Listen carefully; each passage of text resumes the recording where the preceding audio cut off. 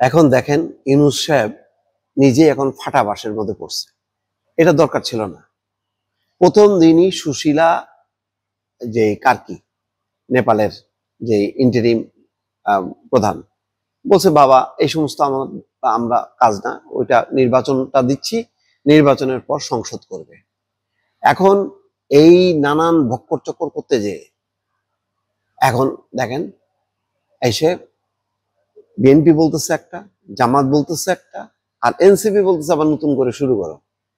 সংবিধান আগে পরিবর্তন করতে হবে, সাংবিধানিক আদেশ, গণভোট, গণভোট নির্বাচনের আগে দিতে হবে, দুইটা ভোট হবে, গণভোটও হবে আবার জাতীয় সংসদ নির্বাচন হবে। বাস্তবায়ন পদ্ধতি নিয়ে তাদের মধ্যে মতানৈক্য। অথচ 6টা সংস্কার কমিশনে প্রায় কয়টা 84টা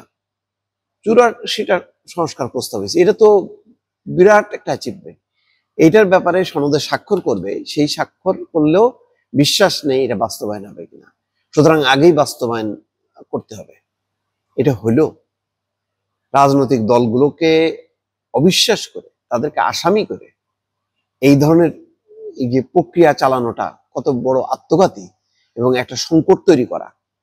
দেখেন এখন তাই আজকে জরুরিভাবে বসতেছে ঐকমত্য কমিশন রাজনৈতিক দলগুলোর সঙ্গে, এবং ডক্টর মোহাম্মদ ইউনূস নিজে উপস্থিত থাকবেন। আমার কথা হলো যে উপস্থিত থেকে সমাধান হবে কি হবে না এটা তো আমি আগে বলছি না, কিন্তু এই পরিস্থিতিটা হবে কেন, এত গুরু দায়িত্ব নিতে যাবে কেন ইন্টারিম গভর্নমেন্ট? কে দিল ম্যান্ডেট? তাদেরকে এই ম্যান্ডেট কে দিছে? গণঅভ্যুত্থান কেন হয়েছে? হয়েছে মূলত হচ্ছে বাংলাদেশে সুষ্ঠু ভোট নেই, নির্বাচিত সরকার নেই। তাহলে সুষ্ঠু ভোটের মধ্য দিয়ে নির্বাচিত সরকারের উপরে চাপ তৈরি করো যে এইগুলি আমি চাই, ওইগুলি চাই, অথবা নির্বাচনের আগে যে পাবলিকের কাছে যাও, পাবলিকের কাছ থেকে নিয়ে জাতীয় নির্বাচনের ম্যান্ডেট নাও। এই সহজ জিনিসটা না করতে যে এই কমিশন টমিশন নানান রকম বসায় দেশের মানে লক্ষ লক্ষ কোটি কোটি টাকার অপচয়ের মধ্য দিয়ে শেষ পর্যন্ত যা হবার তাই। এখন মনে করতেছে এই ঠেলাঠেলি করতে, যে জামাতও মনে করতেছে আমি ক্ষমতায় চলে আসছি, বিএনপি বন্ধু করছে যে আমি তো ক্ষমতা আসছিলাম, এখন তো ক্ষমতা কি ব্যাপার, আবার কি জামাত নিয়ে নেবে কিনা।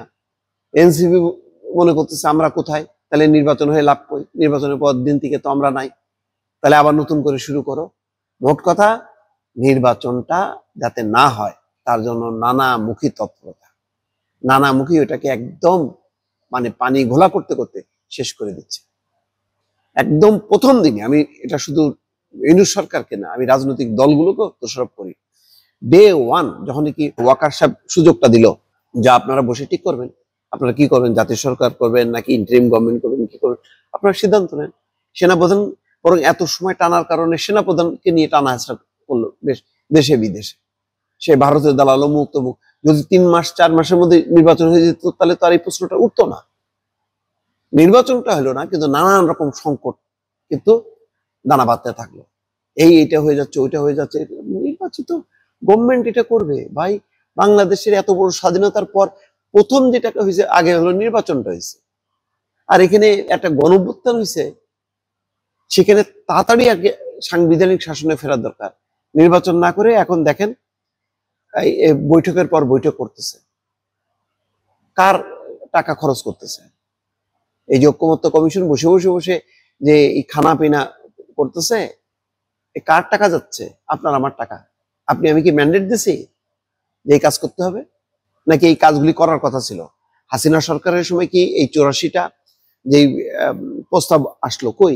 তখন তো 31 দফা, বিএনপির 31 দফা ছাড়া তো আর কারোর কোনো দফা দেখিনি। তখন তো একটাই যে আগে নির্বাচন দেন, তত্ত্বাবধায়ক সরকারের অধীনে নির্বাচন দেন। তো ওই দাবিটা হারায় গেল কেন? আমার কথা হলো যে ভাই, যেইটা 15 বছর ধরে মুখে বলতে বলতে ফেনা তুললো, প্রচুর মানুষ গুম খুনের শিকার হলো, নির্বাচনকে ঘিরে প্রতি 5 বছর পর আগে পিছিয়ে কি হয়েছে এটা জানে না রাজনৈতিক দলগুলো, ভিকটিম না বিএনপি জামাত।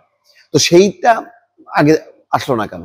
এখন সংবিধান পরিবর্তন করো, সংবিধানে এইটা বাদ দাও, ওইটা বাদ দাও, এটা আরে ভাই এটা তো রাজনৈতিক দল, রাজনৈতিক সরকার করবে। অদ্ভুত ব্যাপার, মানে কিভাবে দেশটাকে একদম চোখের সামনে, আরো সময় যাবে দেখবেন যে আরো ক্রাইসিস হইতে থাকবে, ক্রাইসিস থামবে না, এটা চলতেই থাকবে। ঠেলা সামলাক এখন।